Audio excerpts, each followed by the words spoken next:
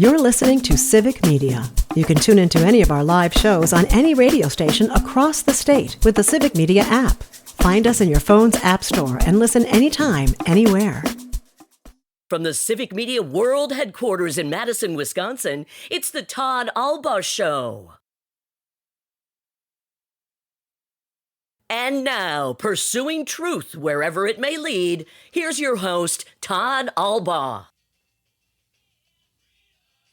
Thank you very much. Thank you very much. And that's the nicest thing that anyone's ever done for me. It sounds a bit bizarre, but things the way they are, I feel as if another life's begun for me. And if I had a cannon, I would fire it to add a sort of celebration touch. But since I left me cannon at home, I simply have to say thank you very, very, very much. Thank you very, very, very much. Across Wisconsin on the Civic Media Radio Network and streaming worldwide on the Civic Media app.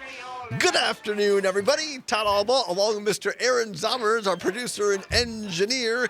It is Thursday, the 21st of August, 2025. It is a particularly great day to be a Wisconsinite. Welcome in, everyone. Glad to have you along here. Beautiful, partly sunny skies at the old world headquarters in downtown Madison. Zommers, how the heck are you? Doing pretty well, but it seems like you're doing very well. Well, I'm doing very well indeed. Thank you so very much for asking. First and foremost, doing well because right now, now we're going to the bottom of the third down at Wrigley Field in Chicago. The Brewers are up on the Cubs 2-0. They took, it was a tough loss last night for the Brew Crew, but they are back on track, up 2-0 now, going to the bottom of the third down in Wrigley.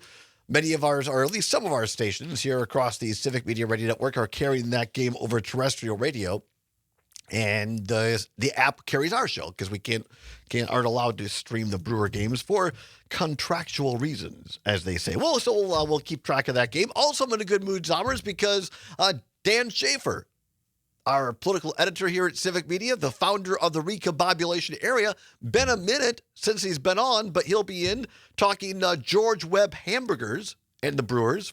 He stood in line. He got his burger. So we'll ask Shafer how that was.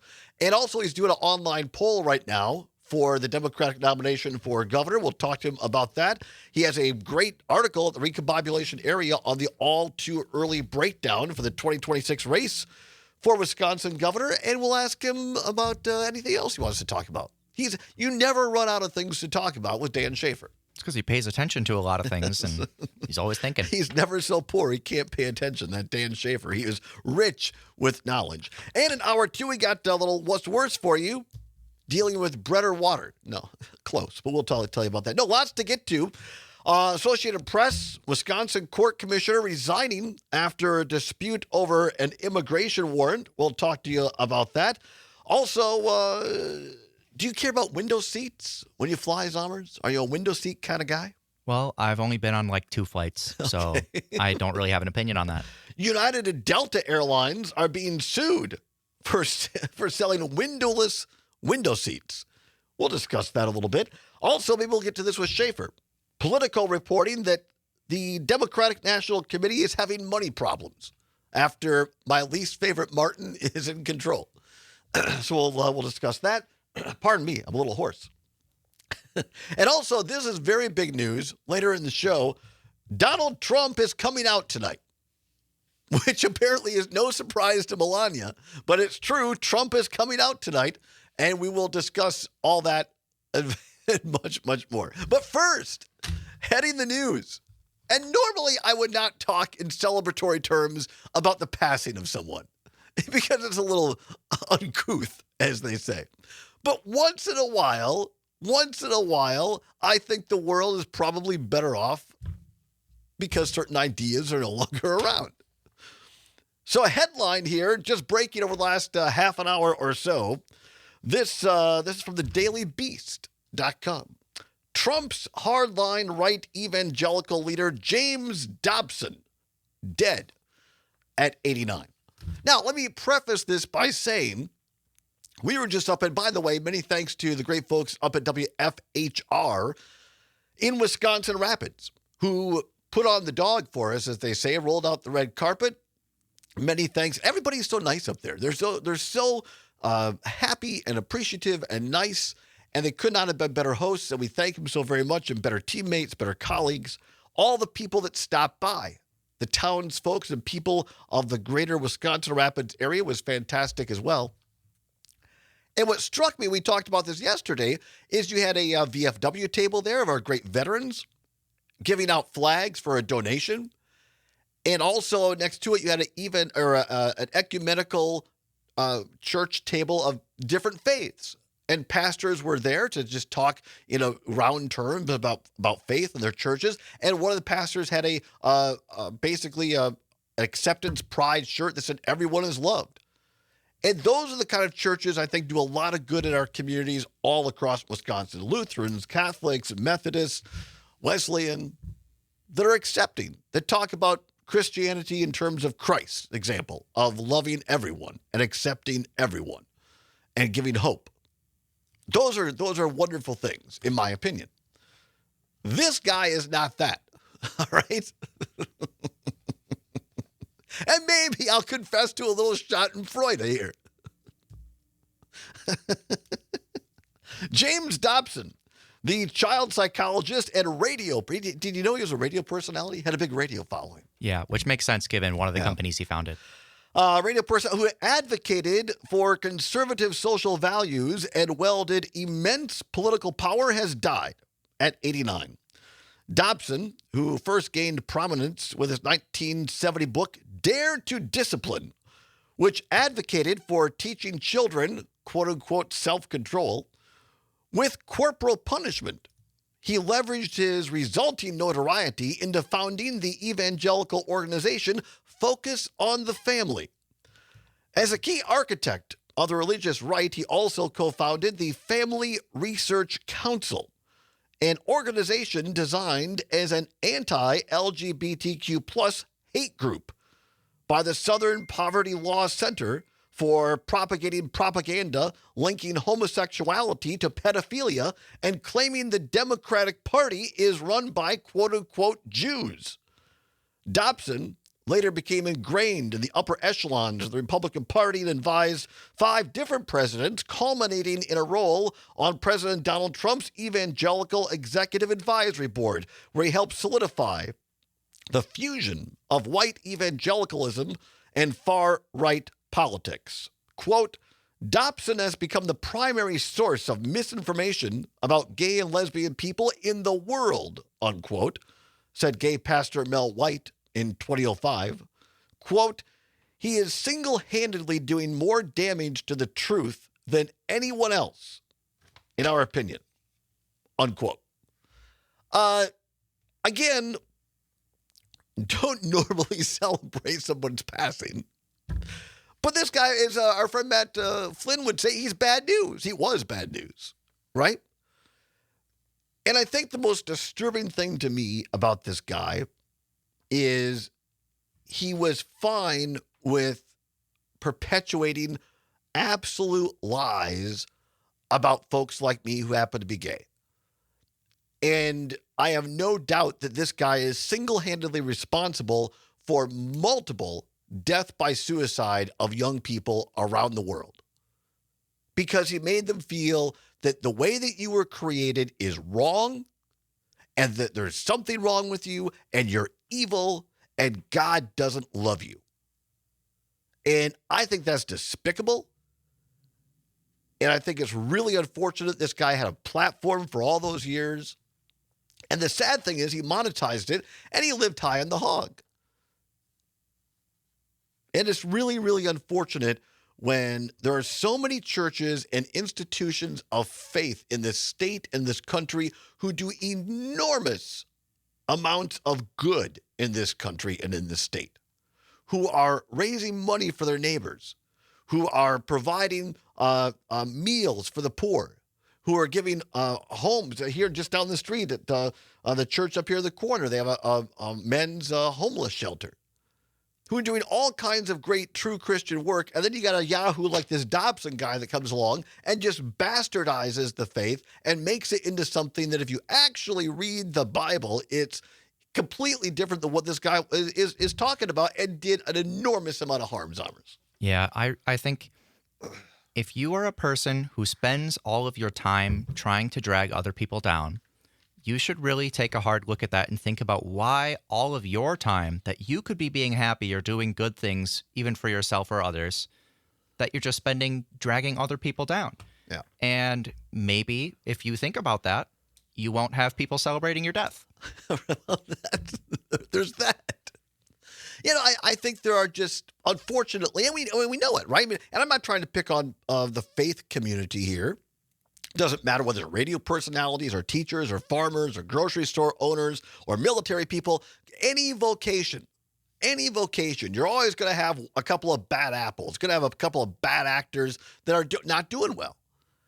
And it's unfortunate when you get to your point, Zommers, when there are people in this world who literally get their glee from making other people feel like crap, and who, to their face, inches from their nose, yell at them, and you can feel the spit hit your face, and they yell at you and tell you what a piece of trash you are and how you'll never amount to anything, and that they're going to be happy when you fail.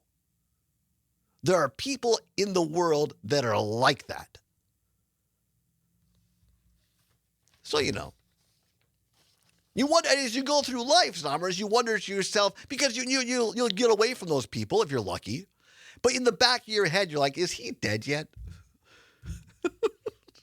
And then someday, the answer is yes. And someday the answer is yes. Yes, he's actually dead.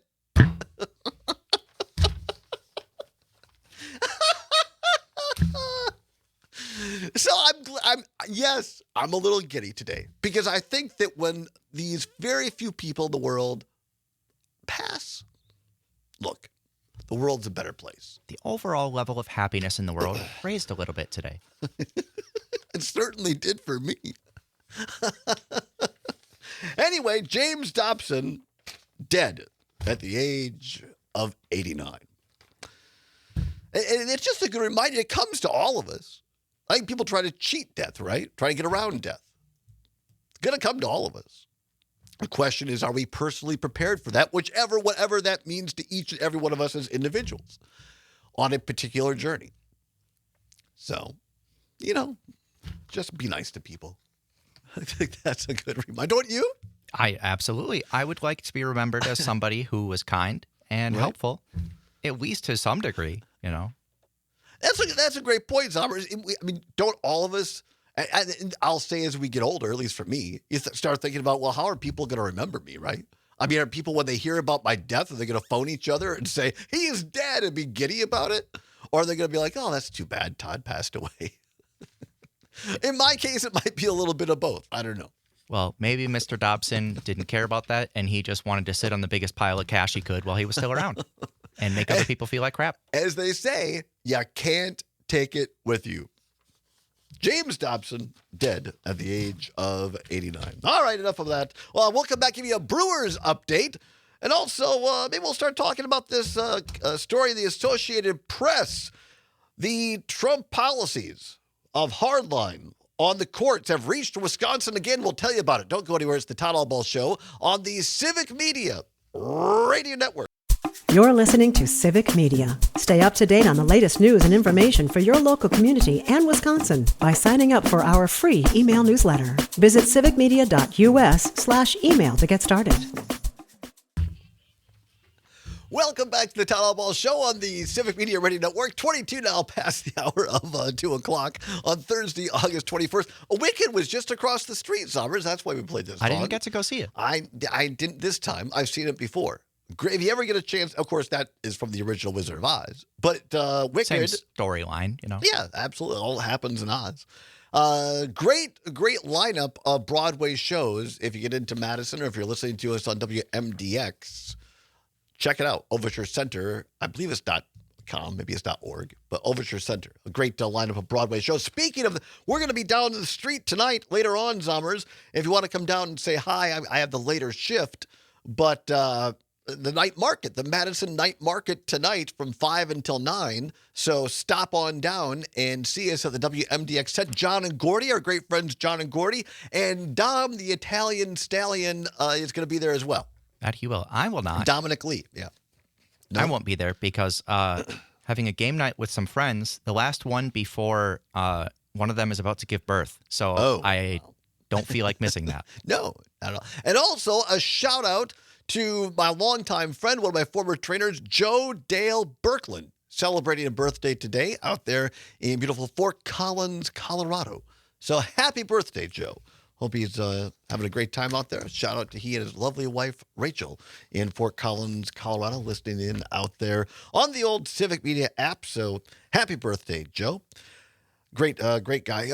My niece, when she was little, used to call him Pizza Hut, but it's a whole other story. Anyway, coming up to the bottom of the hour, just thereafter, Dan Shafer is going to help us recombobulate on Wisconsin politics, talk a little gubernatorial race, going to talk about little Brewers and George Webb hamburgers. By the way, the Brewers right now still out in front of the Cubs in the bottom of the fourth inning. The Brewers 2, the Cubs 0. We'll keep track of that and that game across the air on some of our Civic Media stations over the radio station. This from the Associated Press. An important story. Headline, Wisconsin court commissioner resigns after a dispute over an immigration warrant. This is an unfortunate story. It's a sad story, but an important story because too often we hear about these things happening in Washington, D.C., and we think, well, how the heck is it going to affect us here in Wisconsin? Well, here is just another example of what happens. Headline, or the Dateline, Madison, Associated Press, a Wisconsin court commissioner has resigned from his job after he asked to see an immigration arrest warrant. The latest conflict between judges and President Donald Trump's administration over the Republicans' sweeping immigration crackdown. Peter Nafis, N-A-V-I-S, Nafis, who worked as a Walworth County Court Commissioner for 4 years, resigned from his position last month. County Clerk Michelle Jacobs said that today. She declined to comment further because it's a personnel matter. The incident that cost Nafis his job happened on July 15th. It was first reported on Thursday today by the Milwaukee Journal-Sentinel. The blow-up in Nafis's courtroom comes after Milwaukee County Circuit Court Judge Hannah Dugan was arrested and charged in May with obstructing federal officers and attempting to hide a person to avoid arrest. Authorities said Dugan tried to help a man who was in the country illegally to evade U.S. immigration agents who wanted to arrest him in her courthouse. Dugan is seeking to have the charges against her dropped, arguing that she was acting in her official capacity as judge and therefore is immune from prosecution. A ruling on that motion by U.S. Judge Lynn Edelman is pending. Now, Nafis was presiding in his courtroom that day in the case of Enrique Onan Zamora Castro of Milwaukee. Now, this guy was facing a misdemeanor charge of operating a vehicle without a valid driver's license for the second time in 3 years. A court transcript shows that Judge Nafis objected to sheriff's deputies attempting to detain Castro on behalf of U.S. Immigration and Custom Enforcement, or ICE for short, without, let me say that again, without a valid federal warrant. Quote, in my courtroom, a person cannot be detained without lawful authority, unquote, Nafis said in the transcript. The prosecutor, Assistant District Attorney Andrew Herman, said Nafis had no right to see the warrant, according to the transcript. Herman did not respond to a voicemail seeking comment. Let me step away from the story. First of all, I'm no Maggie Dawn, I'm no Matt Flynn, I'm no Jim Santel, attorneys all. But I've worked with the law firm enough to know that in a courtroom, the judge pretty much has the say. And for not even an assistant DA to tell a judge, you don't have the right to see a warrant? I mean, is this Andrew Herman dude on drugs? No wonder he didn't respond to a voicemail from the Associated Press and the Journal Sentinel. Back to the story in the AP. According to the transcript, APHIS said, quote, I've been instructed by the judges of this county to require warrants before individuals are detained in my courtroom, unquote. None of the 4 Walworth County judges returned emails seeking comment. Walworth County Clerk of Courts Michelle Jacobs said deputies routinely arrest people on warrants in the courthouse. Walworth County Sheriff Dave Gerber said ICE officials did not respond to email messages seeking comment. Walworth County is home to about 100,000 people in south central Wisconsin along the Illinois border. We'll ask Dan Shafer here in a minute or two what he thinks about this. But again, and this guy has resigned. This judge has resigned. County commissioner, I guess I should say. Court commissioner. Because of the pressure put on by the Trump administration for the audacity of asking for a warrant, to see a warrant for somebody's arrest, following the Constitution. We're going to come on back. Farm News of Pam Yonke next. Don't go anywhere. And then we're going to recombobulate with Dan Shafer. What was it like getting a George Webb burger? You're going to find out on the other side on the Civic Media Radio Network.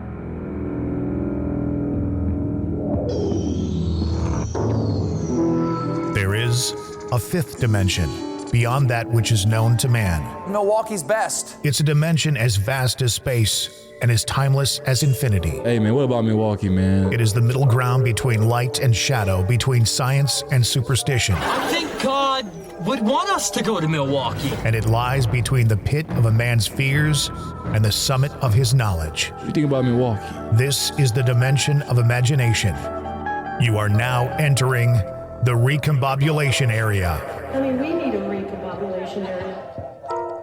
Welcome back to the show, the Town Hall Ball Show on the Civic Media Radio Network. 35 minutes now past the hour of 2 o'clock. That intro can only mean one friend. On the other side of it is our friend, our colleague, the political editor of Civic Media and the founder of the aforementioned recombobulation area, one Dan Shafer. Dan, how the heck are you? I'm doing great, Todd. It's always wonderful to join you here on the Todd Alba Show. And I love that intro, and you added a little extra to it, didn't you? Zomer's spiced it up, updated it, because the Indigo Girls gave you a shout-out. That's right. Shout out from the Indigo Girls in Milwaukee. Mentioned the recombobulation area on stage the other night. I had a couple people tweet me the video, so that was pretty fun. I thought that was great. I mean, you're big-time Dan Shafer, so good for you. The brand is strong, Todd. Right? The brand is strong. It is, honest to goodness, one of the best branding things I've ever heard of. So, if I got everything else wrong in this whole project, I know I got the name right. Right, exactly. No, we got many things right. A reminder, you can find all of Dan's work and others as well at www. Important to put the 3 W's in there. www.therecombobulationarea.news. Therecombobulationarea.news. You can find all the work. If you're not a subscriber, what the heck's wrong with you? Because when you subscribe, you get the biggest insights, the first to know the news, and the great writing of Dan Shafer and his staff there. So let's get into it, Dan Shafer. A lot going on. You've got, I'm not sure if you heard before we came on the air, but according to the Associated Press and the Milwaukee Journal Sentinel now, a court commissioner now has resigned in Walworth County because he had the audacity to ask for a warrant for a constitutional thing. You've got a governor's race. Now we got somebody jumping in for the lieutenant governor already. Dan Shafer, very discombobulating. Discombobulating times, Todd, but we're here to make sense of it all as best we can.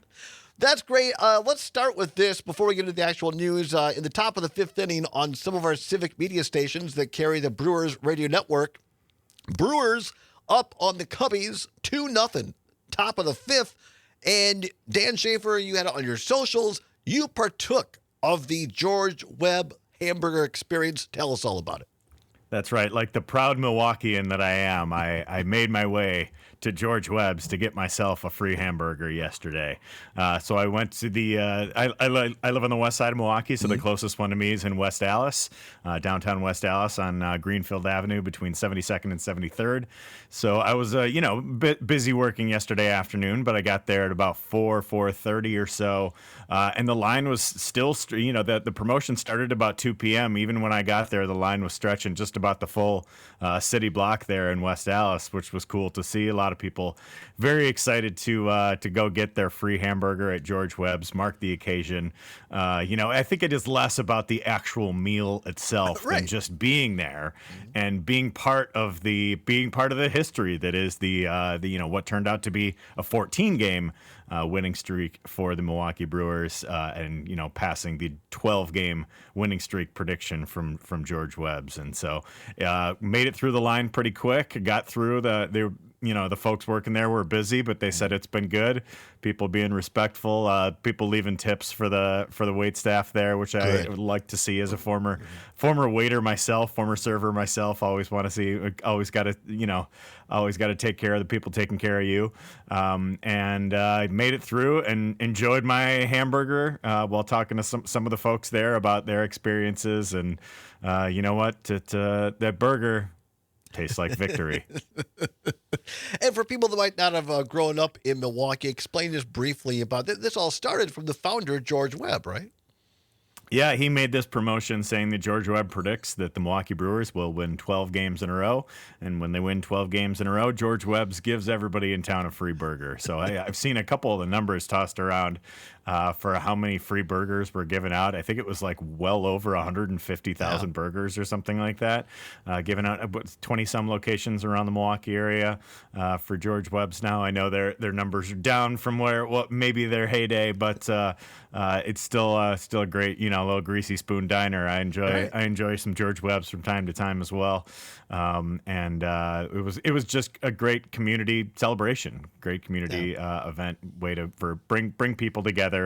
To have it's a long baseball season, right? So we got 162 games. You need a couple goofy things along the way, whether it's a pocket pancake from Pat Murphy or a winning streak to get a free hamburger. It's always.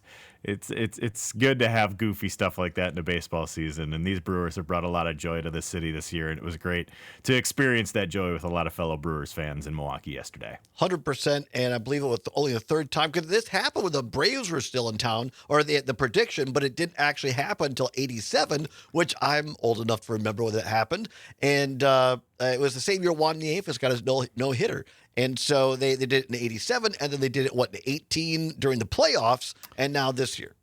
Yeah, 18 was the one. It was like the streak stretched from the regular season into the playoffs. They had that crazy run at the end of the 2018 season.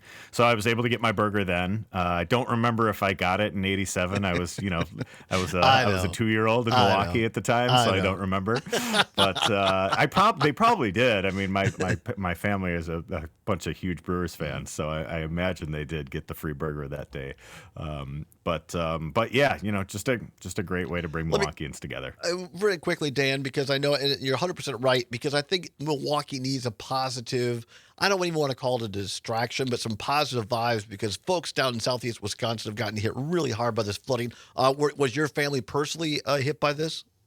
No, we were lucky. We happen to live on a hill, so, right down the hill from us is the Menominee River, which I think was one of the places that got hit hardest with the flooding. I think some people saw a lot of the video. I went down to take some in Wauwatosa Village, right in their little downtown area. They've got a bridge that goes right over the river there, and there's a ton of debris and a mess and all over the place.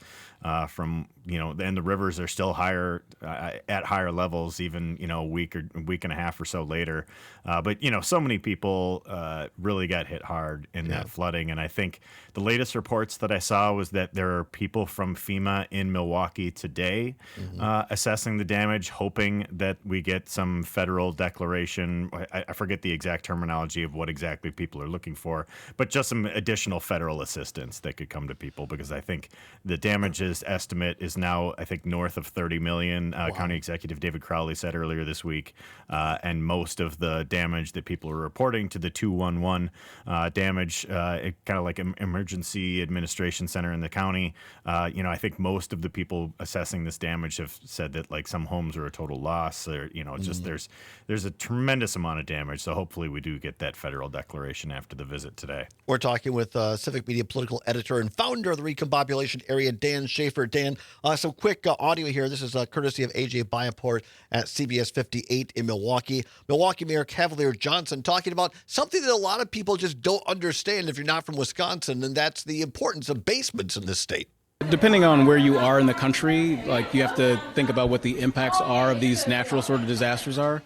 For us in Wisconsin, in Milwaukee in particular, like basements being washed out, we live in our basements, right? There are additional living spaces in this city and in this state, and so the effects are different. So I'd encourage FEMA to make sure that they don't just drive down the street and see where the Department of Public Works has cleared debris, but actually check out those places like those basements that have been affected, because that means people have lost some valuable living space. And on top of that, they lost some items of sentimental value that they'll never be able to recover. Milwaukee Mayor Cavalier Johnson, courtesy of AJ Biaport at CBS 58 Milwaukee. Dan, if you're not from Wisconsin, a lot of people just don't understand what the mayor said. And he's absolutely right about that. I'm coming to you live from my basement office right now in Milwaukee. So, proof positive of what exactly the mayor is saying there. Yeah, he's absolutely right. People live in their basements, and you're not going to see all of the damage from the curb. With I know a lot of people bringing stuff out and damaged material and furniture and whatever it might be. So, I saw one county official last week likened the amount of damage that Milwaukee had seen to experiencing a hurricane. Wow. Like flooding like this just is so damaging to so many different parts of the city. This is a city built on 3 rivers, so there are many valleys that people live in close to those rivers, and just inevitably you're going to get a lot of damage. And just like we're getting more and more rainfall in and around the Milwaukee area through climate change. And I think most of the wettest years in recorded history in Milwaukee have come within the last decade. So, it's something that we need to make sure our infrastructure is prepared for in the long term, and that we have people there to help out when these disasters do strike. Thoughts, prayers, positive vibes, all of that to all the great folks of Southeast Wisconsin, the greater Milwaukee area as they continue. We're really happy to see that the congressional delegation finally got their act together and sent a joint letter. I know even Brian Stile, Republicans, a congressman, signed on with Democratic Congresswoman Glenn Moore and U.S. Senator Tammy Baldwin, and I think they eventually all signed a letter. Yeah. You had Governor Tony Evers, Democratic governor. Everybody's trying to do their part, and I'm glad to see FEMA's there, and I know you'll continue to follow it at the Recombobulation Area as well as we will here at Civic Media. Let's get into a Recombobulation Area, the story that you most recently wrote, Dan. The headline is "A Too Early Breakdown of the 2026 Race for Wisconsin Governor." It's just under a year from the primary. We're not even quite a year to the general, but already Wisconsin's ground zero for political talk. Always is, right? There's no shortage of political news in our fair state here. And, I think with Governor Evers announcing that he would not be seeking a third term, with, some of the early, Sarah Rodriguez announcing early, some of the other folks, like Kelda Roy's making some news on the Todd Alba show. What was it last week now? we were forced, and it wasn't planned. I didn't know. People were like, "Oh, you set it up." No, we actually thought she was going to join us from her office up the street at the Capitol, and she showed up. And we're always happy when when anybody shows up for our show, we're happy. I get the cleaning people on here, whatever. But no, we were very, very happy when Senator Royce was here, and yeah, she made some news that was nice. Made some news, yeah. So I wrote a little bit about, just and I had put out a call before I went on vacation earlier this month. I put out a call for questions for a summer mailbag, and all of the questions were about this same topic. So I just figured might as well just dive in and give my too early breakdown of where things are, both on the Democratic side and on the Republican side.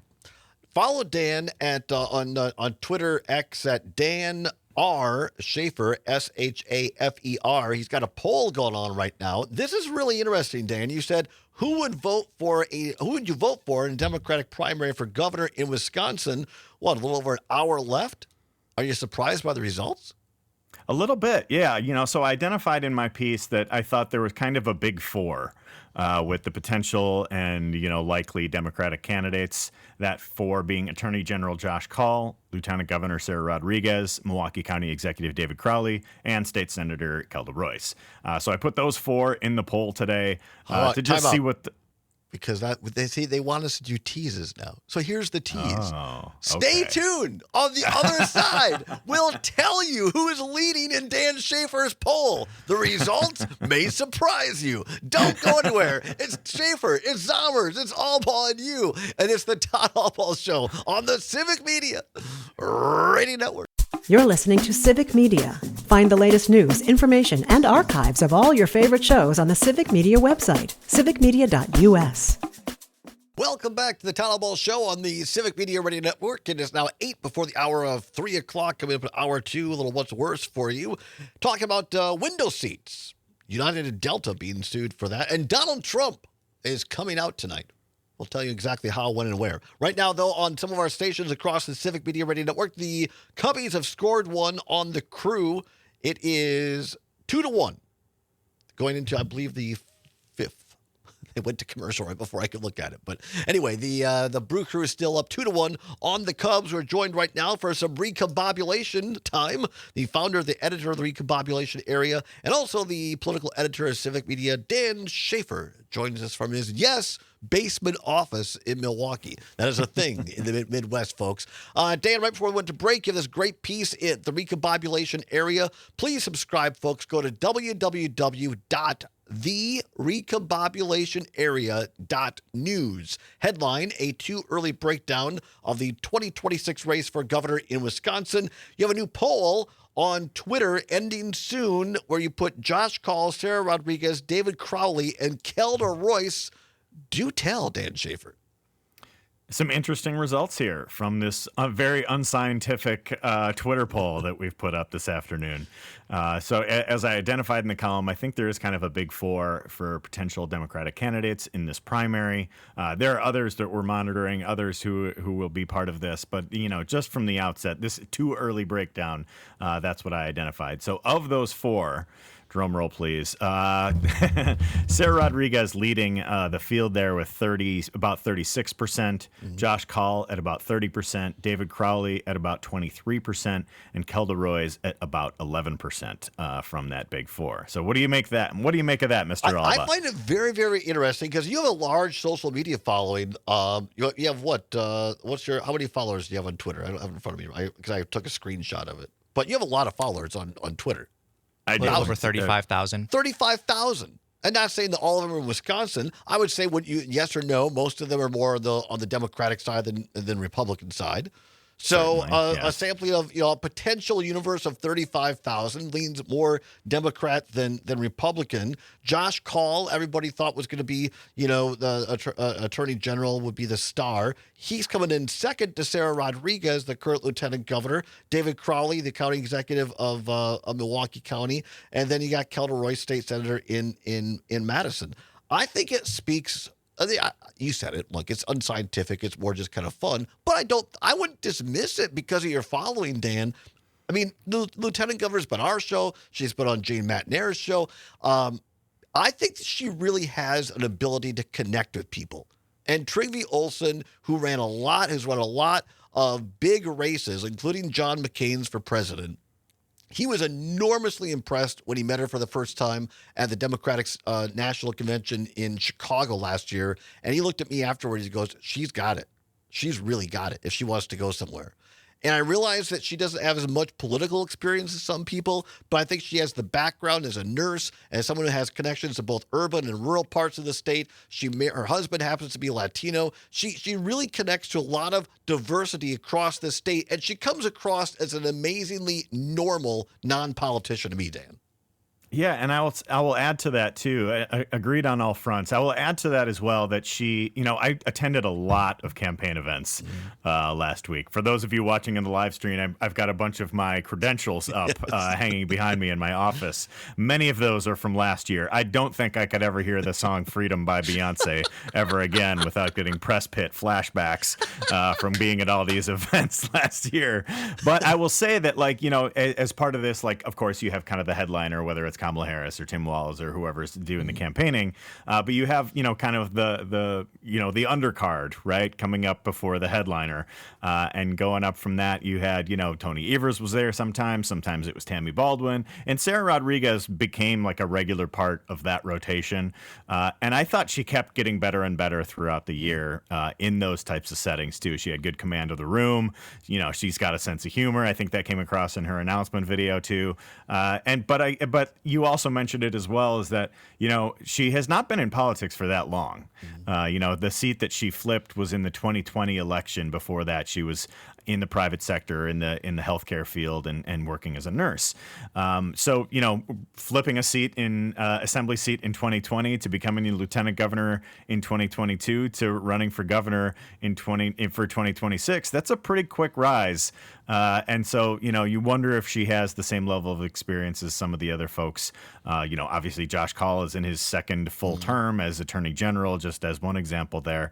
But I think it's been a quick ascent for her, but she also, like you said, she's got some real political skills. And I think the fact that she is the first out of the gate candidate here, her message is at least resonating with some folks, at least. Yeah. And I'm not comparing her directly to this person, but think about it.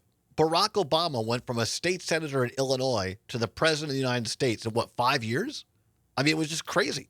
Something like that.